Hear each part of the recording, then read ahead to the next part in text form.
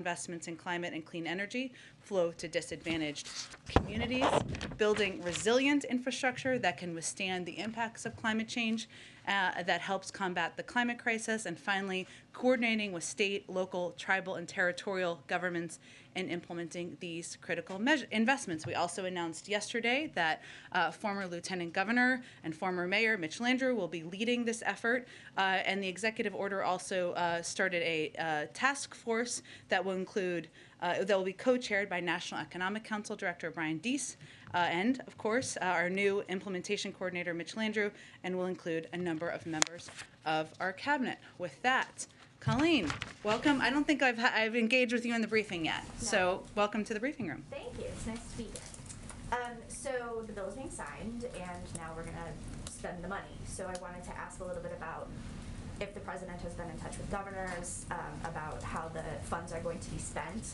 And I wanted to know if you could talk a little bit more about the potential oversight mechanisms in place for how the public is going to be able to know how the money is spent. Sure. Well, first I would note, and I know you are all eager to have a list of exactly who is attending today, and I expect someone will ask me that question. We are still getting attendees lists and people who are still RSVPing, believe it or not. This is sometimes how it works. It is open press. You will see the group. But let me just note, I know this wasn't your question, but since this is a popular one, some of the people who will be attending today, you reminded me of it when you asked about governors. Governor Kate Brown of Oregon, Governor Larry Hogan of Maryland, Governor John Bel Edwards of Louisiana, Mayor David Holt of Oklahoma City, Oklahoma, Mayor Steve Benjamin of Columbia, South Carolina. Again, this is not everyone, but just to give you a sense of the bipartisan group who will be attending. Also, members of Congress, as you know, because we put out, I think, the list of people who will be speaking. Of course, Speaker Pelosi and Leader Schumer will be in attendance. Other members of leadership, Senator Cassidy, Senator Collins, Senator Portman, Congressman Reed, Congressman Young, and others, as well as a number of business leaders, union leaders, and others. So I would say that Mitch Landrieu is starting his job today. He's going to be in attendance at the ceremony today. He'll be traveling with the president tomorrow, and then he will be getting to work right away. And as our executive order is an indication of, the president is very focused. They call him Sheriff Joe for a reason, on the implementation of this, making sure we keep waste, fraud, and abuse. We prevent waste, fraud, and abuse, and that we are working directly for hours a day, which is what Mitch Landrieu will be doing with governors, local officials, and others. I expect we will have more to say on how that will work, what that work will look like as Mitch Landrieu gets his role underway. Can you talk a little bit about how the president's message is going to be to voters as he takes trips this week?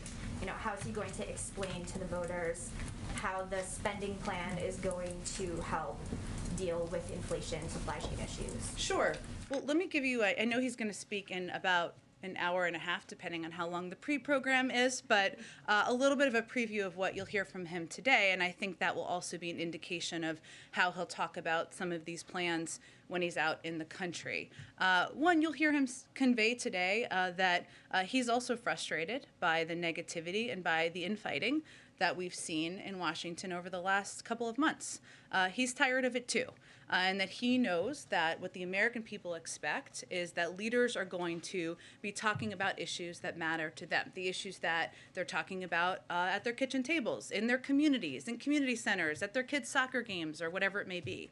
How can I get a good paying job? How can I make sure my kid will succeed? What are we doing to make sure that we are setting up the next generation for success in the future?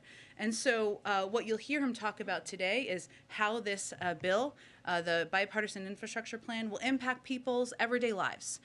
You'll hear him convey that America is moving and life is going to get better for people across the country, and that this is part of his effort to finish the job, part of it, in getting the pandemic under control, making sure we are addressing rising costs, bringing costs down for the American people, and making us more competitive. So what you can expect to hear from him today is what I've just outlined, and as he goes around the country, he's really going to he's going to dig into how these issues, how the benefits of these packages will impact people's everyday lives, what they talk about at their kitchen tables. Go ahead. Thanks, Jen.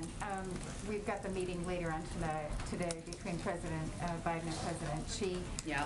We've been told that there won't be a huge emphasis on trade. I wonder, though, given the fact that the U.S.-China trade agreement is nearing an end, China is still very short, falling very short of its pledges to buy more goods and services. I'm wondering why that isn't going to be a bigger factor in that discussion. Well, Andrea, I know we did a preview call last night, but let me reiterate a couple of the highlights of what will be the focus of the meeting, which we expect to run for a couple of hours later this evening virtually.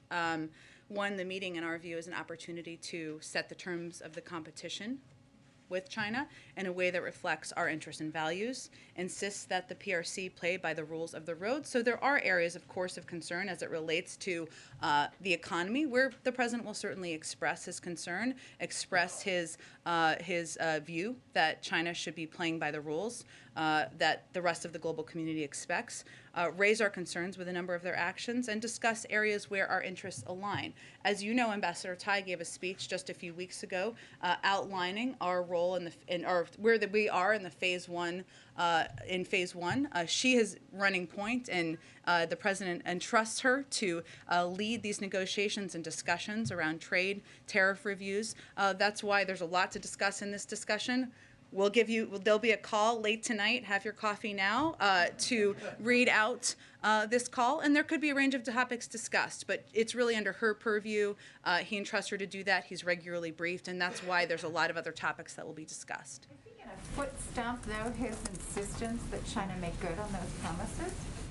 Well, certainly the president will express areas where he feels China should be taking additional action, should be behaving in a different manner that is more aligned with the rules of the road and the expectations of the United States and the global community. So you can certainly expect that coming out of the meeting. That's one more on oil and gas. So we just saw President Biden take action now in terms of the protecting oil and gas development on native lands, on tribal lands. But later this week, the U.S. government will open up for auctions many acres, an area larger than several states, actually, to oil and gas leasing because of this legal situation. So there are critics who say that you should have done more to avert this action. And I wonder if you can just say, what action could potentially be done? Are there any last-minute steps that could be taken to prevent those auctions from going forward? Well, the president did, as you know, Andrea, but just to get others up to speed, issue an executive order pausing oil and gas leasing on public lands and in offshore waters to facilitate the identification and implementation of long-needed permitting and leasing reforms. Shortly thereafter, the Interior Department canceled the pending offshore oil and gas lease in the Gulf of Mexico known as Lease Sale 257. So what you're referring to, I believe, is the fact that in June, a federal district court in Louisiana stopped the president's leasing pause and ruled that the Interior Department is legally required to go through with the sale of the Lease Sale 257, which is what what Andrea is referring to in terms of putting up a bunch of lease sales, oil and gas lease sales. We believe the decision is wrong, and the Justice Department is appealing it. So it's in the courts, it's in a legal process. We're required to comply with the injunction. It's a legal case and legal process, but it's important for advocates and other people out there who are following this to understand that it's not aligned with our view, the president's policies, or the executive order that he signed. Go ahead. There's no more you can't take any last-minute action to prevent this from going forward. I would point you to the Justice Department. They, of course, are appealing this, and I would point you to them for any legal action or what their options are.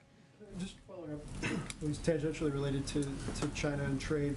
When you guys look at tariffs right now, do you view them purely through the prism of the administration's China strategy, or do you consider them as part of a potential tool in the tool belt as it relates to increased prices? I ask because the Treasury Secretary this weekend said if you pull off tariffs, it probably would make some difference in the price increases. You have business groups send a letter in the last couple of days asking the administration to consider easing them. Is that something you're viewing through the lens of the price increases, or is it purely separate and only along the lines of the China strategy?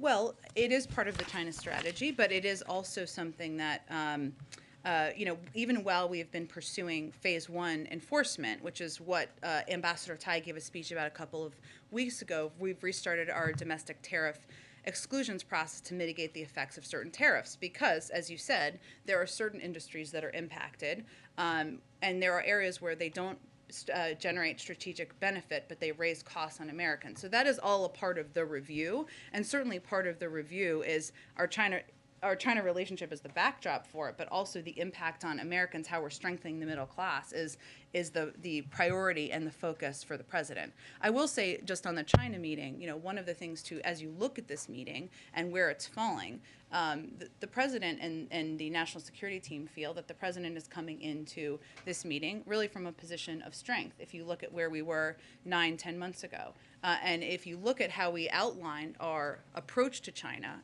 many months ago, we talked about the importance of rebuilding our alliances, our relationships, coordinating with Europeans and other key partners in the world on how we're approaching this relationship.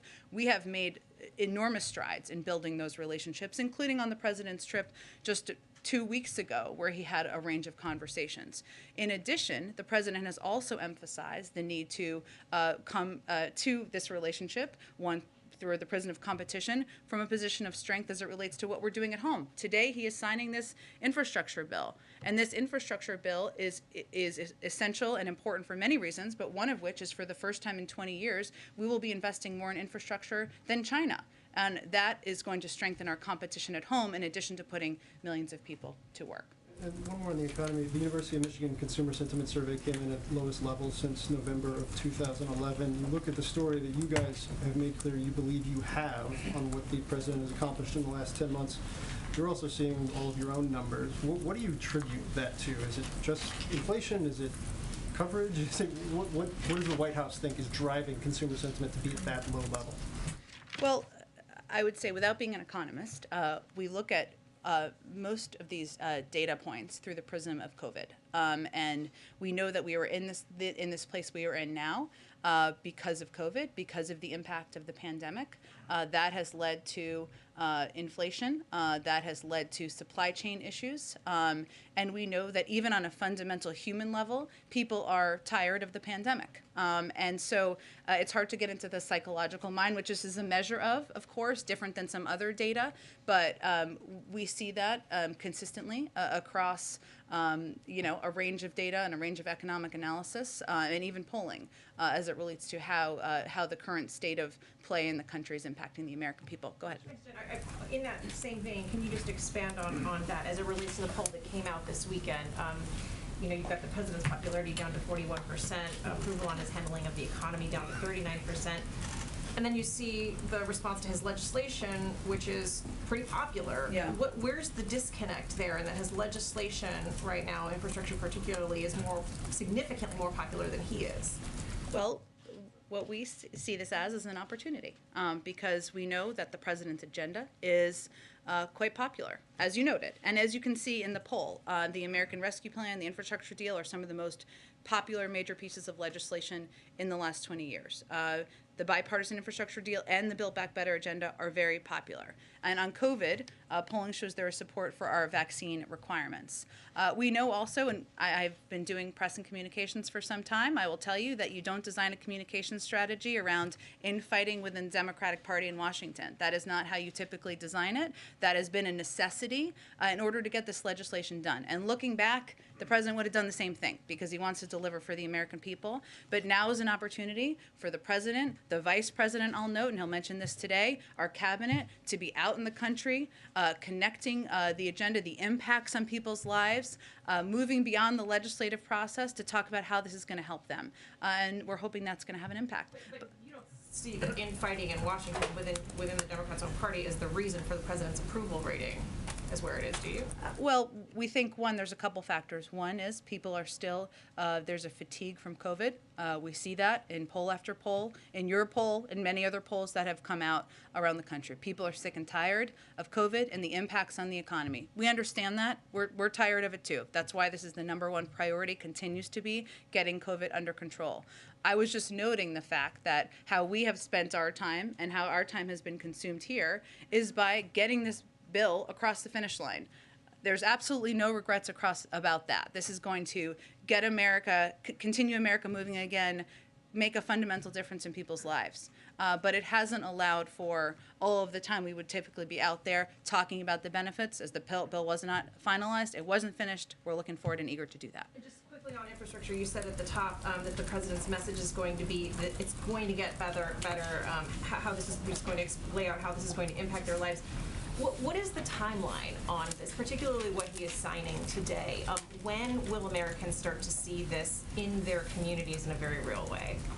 Well, there are some components that we are going to see rather quickly and some that will take a little bit more time. And part of what our focus is on, as you saw the president and I announced at the top, signed the executive order on implementation, creating this task force, name somebody who's going to oversee it, and we're going to get components of this done as quickly as possible. I would note, though, that this is designed to be this is not designed to be a stimulus bill. This is designed to be something that is spent out over time. What the president feels this bill is going to help do is have an impact over the short, medium, and long term by putting more people back to work, by investing in our infrastructure, by making sure people know that there are industries of the future that we are investing in. We're creating good paying jobs for the long term as well. So I would just note that this is not, sometimes I'm not saying you're doing this, but sometimes people compare this to the Recovery Act of 2009. It is not that. We are not in the middle of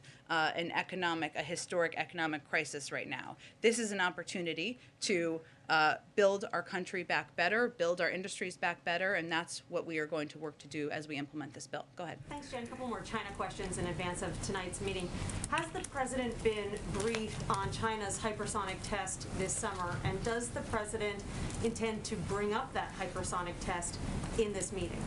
I'm not going to get into classified intelligence briefings with the president from here. Obviously, the president receives a presidential daily brief every single day, and certainly he is up to speed on anything our intelligence community is reviewing. And I know there will be, there will be a readout later this evening where they will talk in more detail about the topics that are discussed at this meeting, but beyond that, I don't have anything to preview.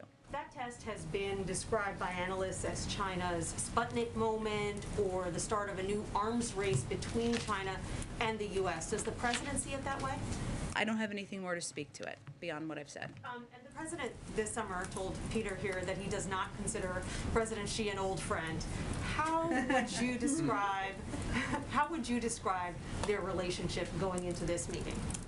Well, I think I can confirm, Peter, he still does not consider him an old friend, so that remains consistent.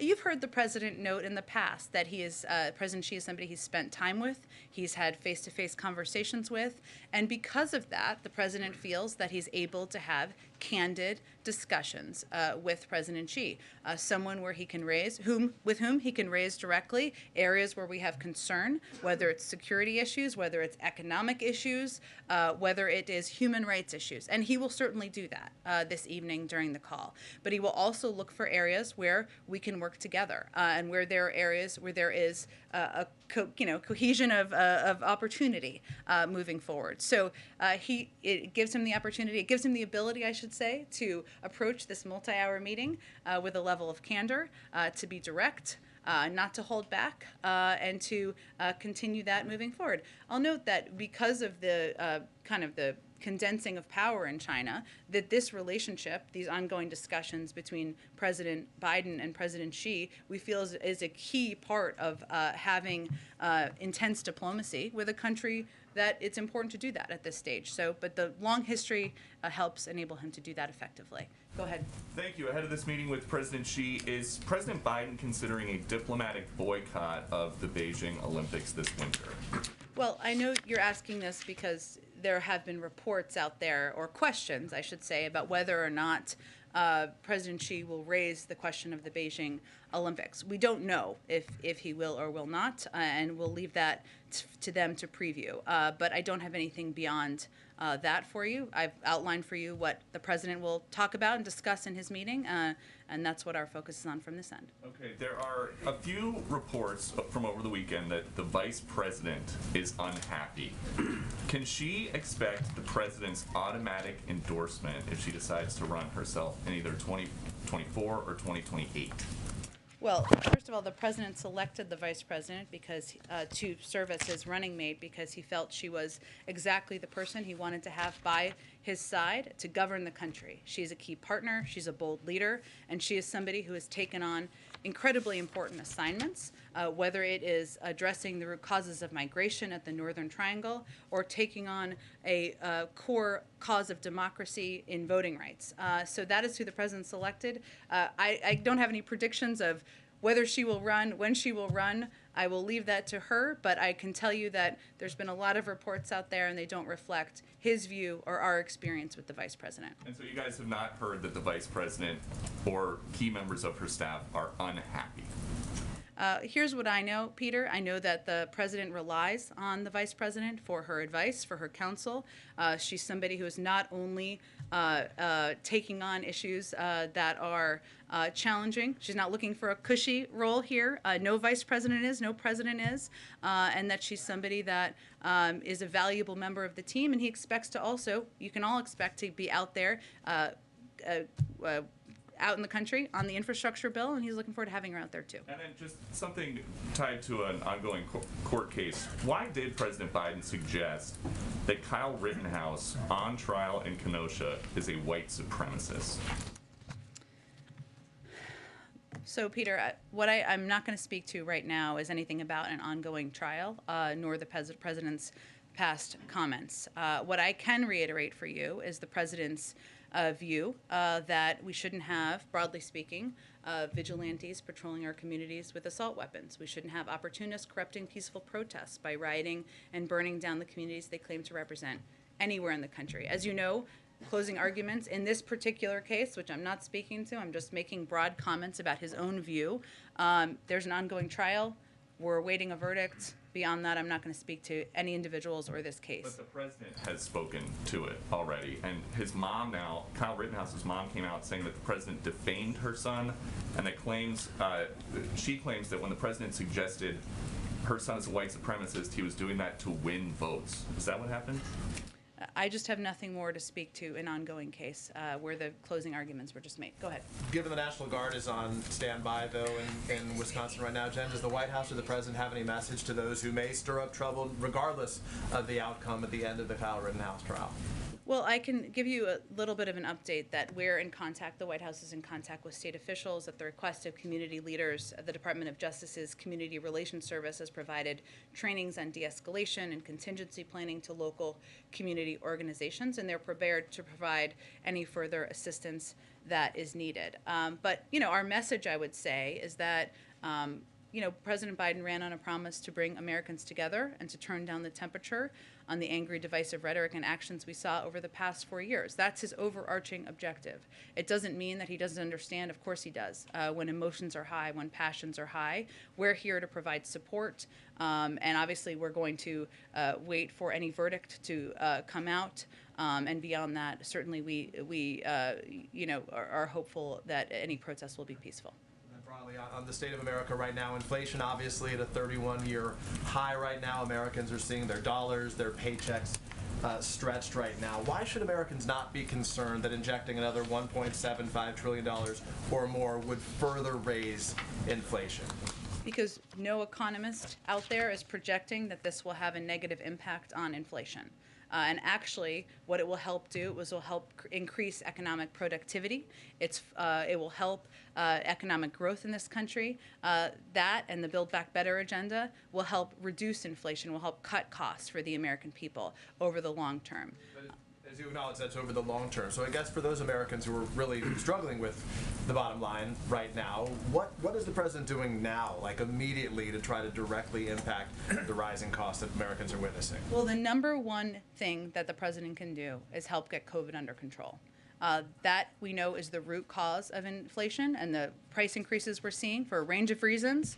That is the best step that he can take, that the administration can take to help get it under control. I'd also note, though, in many of his proposals, but his Build Back Better agenda that is currently working its way through Congress, and we're eager for the House to pass this week, there are a number of components in there that will lower costs next year for the American people, cutting child care costs in half, making preschool free for families starting in 2022, saving families $8,600, leading to the construction of additional housing units. We're seeing housing and the cost of rent as a major driver of costs for families across the country. And even on issues like negotiating prescription drugs. There are people across the country that are paying a lot of money out of pocket for insulin. It will cap the cost at $35. The president has a plan for lowering costs for the American people. No one is denying that inflation and any element of raising costs is an issue for the American people. The question is, what are the solutions? We're proposing solutions. In the short term, we have to continue to get COVID under control. In the medium and long term, we want to pass this agenda, which economists will tell you, including Nobel laureates, this will help address inflationary issues over the long term. Go ahead. Thanks, Jen. We're seeing some reports that Russia carried out an anti-satellite weapons test over the weekend and they potentially created some kind of debris in space. I'm wondering if the president's been briefed on that at all, and if the White House has a response beyond what we've heard from. I have seen these reports. I know that the State Department was going to issue a statement about it, so let me refer to them on any commentary on it at this point. And then American journalist Danny Fenster has been freed from prison in Myanmar. I'm wondering if the U.S. was involved, the U.S. government was involved at all in his release. I would again appoint you to the State Department. They would have the negotiating team that would have been engaged with any officials or others there playing a role in getting him released. I would point you to them for any more details. I've got to ask this. Does the president intend to announce his pick for Fed chair this week? We'll see. I have nothing to preview for you quite yet. I understand the interest. Can you just confirm again that we're expecting to have a press conference with the heads of Mexico and Canada? I have not. I know I said that last week. I have not. The schedule's constantly changing, so let me just take another fresh look at it, and we will confirm any details for you after the briefing. Go ahead, Shelby. Thanks. There's been reporting indicating that there's a lower vaccination rate in some of the intelligence agencies. Congressman Chris Stewart had said that some are up as high as 40% unvaccinated. There's also been similar reporting on vaccine holdouts at key military bases. Real Clear Politics said there's around 10% of highly educated and trained personnel refusing the vaccine at one of their top weapons testing base. So with the vaccine deadlines looming, is the administration concerned about the impact on national security if some of these percentages remain high? And secondly, is there any sort of contingency plan in place in the event that we see a number of personnel taken off because of this mandate? Well, I would first point you to the Department of Defense. Their uptick numbers of people who are getting vaccinated are quite high. So that's not consistent with what I have heard, and they can give you more specific details. And I don't know if this is applicable to the agencies that you have mentioned, but we know in some components of the federal government, we're in a little bit of a delay in people entering the information and data for their vaccination status, and that's something that we're encouraging people and workers to update as needed as we lead up to the timeline. So that does not sound consistent with the data that I understand to be accurate, but I would point you to any agency on the specific percentages within their agencies. So there's no concern about a number of personnel in any of these agencies having to leave the workforce because they're not vaccinated? Well, those numbers are not consistent with what I understand to be accurate, so I would point you to the agencies on the numbers and the specific percentages per agency. Go ahead. Thanks, Jen. One on China and one on infrastructure. You just mentioned again, as part of your broader China strategy, working with allies, coordinating with them. In anticipation of tonight's meeting, have you briefed partners in Asia and Europe on sort of what you hope to achieve from this meeting? And do you plan to give them a readout after, how it went, where you might have to coordinate with them? Yes, we are in regular contact. The president saw a number of allies and partners just 2 weeks ago. Our State Department officials, our national security team are in regular touch, and I'm sure there will be continued coordination after the meeting. Great. And then one more on Mitch Landrieu. In his new role, is he expected to be involved in the effort to promote the infrastructure package around the country, traveling like other cabinet members are going to be doing? Is that part of his role? We'll see. I think he will be traveling, as I noted, with the president tomorrow, but I expect, at least for the early stages, that his focus will be keeping his head down and getting this, the implementation off the ground. He is a very effective communicator, a former mayor, a former lieutenant governor, so I'm sure we will utilize him to be out there explaining the implementation plan as well. Go ahead. Thanks, Jen. On Belarus, the situation in Belarus, is there anything specific that you can share that the White House is doing or can do to help in the situation, such as the president considering a call with Putin, as some other leaders have? I don't have anything to preview on that front for you. We continue to work in close contact, or stay in close contact, I should say, with our EU partners and other allies who are working to hold the Lukashenko regime accountable for its ongoing attack. And that includes preparing follow-up sanctions in close coordination with them. So we're working to continue coordination with them on these efforts. I don't have anything in terms of a Putin call to preview. Any indication that Russia is involved indirectly, directly, in any fashion or form? I don't have anything on that from here. On one other question, can you share some details about tomorrow?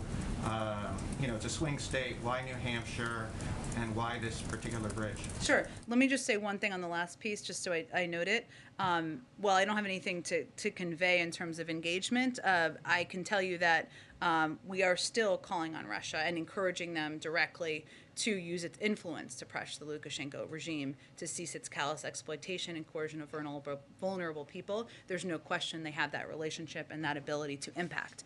Okay, to go to your New Hampshire question quickly, switching topics. The president is going there because there is a broken down bridge that needs to be repaired. And it's an opportunity to highlight how this infrastructure bill can help communities, help people who are taking their kids to school, help people who are holding their breath as they're going across bridges, worrying about the safety and security of how they're traveling, to do exactly that. So that's why he's headed to New Hampshire tomorrow, to highlight this bridge that is decrepit and needs to be rebuilt, and show people visually what the impact will be so they can understand how it will help impact their lives. Go ahead. You just talked about how the infrastructure bill is one of the reasons why the White House thinks President Biden is coming into this meeting tonight with President Xi with a position of strength. But legislation in Congress that would actually address boosting competitiveness against China, the PSAKI, or the formerly known Endless Frontiers Act, is pending in Congress. So many names. I know. So I'm wondering if the White House is doing anything to advance that bill in the House and to dislodge it, or do they prefer this other version that House Democrats are working on? So the president is certainly eager to see USICA pass, and he believes it is would be an important step forward, an important opportunity, perhaps in a bipartisan manner, to send the message about our commitment to, helping industries and make us more competitive here in the United States. I would say, though, that the reason why the infrastructure bill is such an important component of our competition is because we are at the point now where we are about 13th in the world in terms of our infrastructure around the country, and we're seeing, even as it relates to supply chain issues, that we need to do a lot more to ensure that goods and services can move across our country. China has done more to invest, so it is a very key and pivotal component of of the president's commitment to approaching the relationship from a position of strength. But we are eager to see it pass. We're engaged with members and leadership in the Hill. I don't have anything from here in terms of the particular components of it, but we would like to see the bill passed, yes. Go ahead. On that front, is there any hope in the White House that this bill that he's signing today will not be a one-off and will in fact be like a turning point for future bipartisan agreements like USICA or others? Like, what's your assessment of whether he can turn this into political momentum?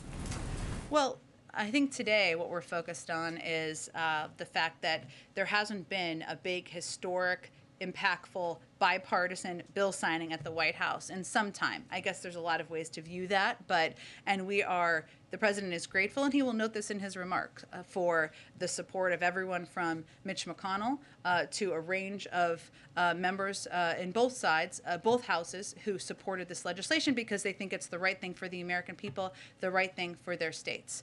The president will continue to, the door of the Oval Office will continue to be open to working in a bipartisan fashion. And the president's view is there are many ways that we can do exactly that, and that's what the American people expect. They expect and hope for us to be able to work across the aisle. He'll also note that he is a president who believes that consensus is a good thing, that compromise is a good thing, and that is how you get things done in this town, and that we can't be so stiff in what we believe and our way or the highway in order to get things done. And he's hopeful that that sends a message that he is open to and eager to have opportunities to continue to work together. But he can't determine how everybody's going to vote in Congress. We know that, but he is somebody who wants to govern for all people, pursue opportunities to work in a bipartisan way. Today is a great example of that, and we'll continue to look for ways to do it moving forward. Does he have any expectation that out in the country, this success, this ceremony will translate into an improvement in his poll numbers, his handling of the economy, any of that? Well, as I said a little bit earlier, there's no question that being able to go out there and talk about and sell a package that actually exists and we know the details of is easier than the alternative. And the president will be out there tomorrow. He'll be out there Wednesday. The vice president will be out there around the country. Cabinet members will be out there talking about how these packages benefit the American people and the direct impact they're going to have on their lives. We can't predict for you what that will mean 2 months, 6 months from now, but there's no question that that is a more positive means of communicating from here than litigating every up and down of the sausage making in Congress. Go ahead. Yeah, is it the White House's expectation that the House will take action, take up a vote on the Build Back Better plan before the Thanksgiving break? Where are you seeing things right now in terms of timing on that? Well, I would note for you that when a number of House moderates, put out a statement a couple of weeks ago, they conveyed that this was the week that they felt was the time to move forward on this legislation. We agree. They've been waiting for justification, validation, I would say, of the White House projections on the pay-fors in the legislation. We've seen that every component of information the CBO has put out has been consistent with our projections. There have been a number of other outside economists and experts who've also conveyed that the nature of this legislation. So we're hopeful that we will continue to move forward toward getting this bill passed this week, as has been the plan for some time now. Would you view it as a setback if there's not a vote this week? We plan to move forward. We're not going to call votes from here. We'll leave that to the Speaker, but we're moving forward. Go ahead. Thanks, Jen. To follow up on what you've said about bipartisanship, by our count, there's just 6 of the 32 Republicans in the House and Senate who voted for the bipartisan bill that will actually be there at the signing ceremony today. Is the president frustrated that more Republicans aren't coming so he can highlight, actually with everybody around him, the bipartisan work that went into this bill? The president believes that today is an opportunity to celebrate a bipartisan success that will have a huge impact on the American people. He invited everybody who supported it because he felt that was the right thing to do. Whether people come or not, that's their choice. The president will still be elevating, talking about the impact of this package as a bipartisan package that will help the American people. I would also note that one of the other things he'll highlight is that we're going to work with governors and mayors, and he'll continue to highlight in the days ahead, I should say, to implement this moving forward. And we don't do that through the prism of somebody's political affiliation.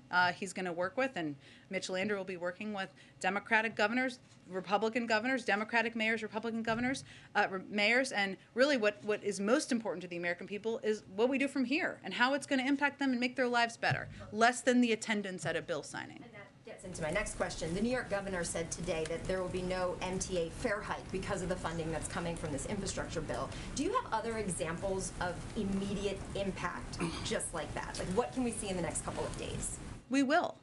Look, I think the president's signing this bill today. The implementation coordinator is starting his job today. We will certainly have more updates in terms of immediate impact in the days and the weeks ahead. Obviously, some governors and mayors can anticipate roads that will be rebuilt, big bridges that will be rebuilt that are long overdue, how this will help replace lead pipes that are in schools and people's homes across the country, making sure families, and the president will talk about this today, who have been sitting in McDonald's or Walmart parking lots to get their kid broadband access, moving forward soon, they won't need to do that anymore. So you will see mayors and governors talk about that in the weeks and days, weeks, months ahead. But we're just at the beginning of implementation, and we're eager to get it started as quickly as possible. George, go ahead. Yeah, in your answer to Colleen, you talked about the short-term campaign.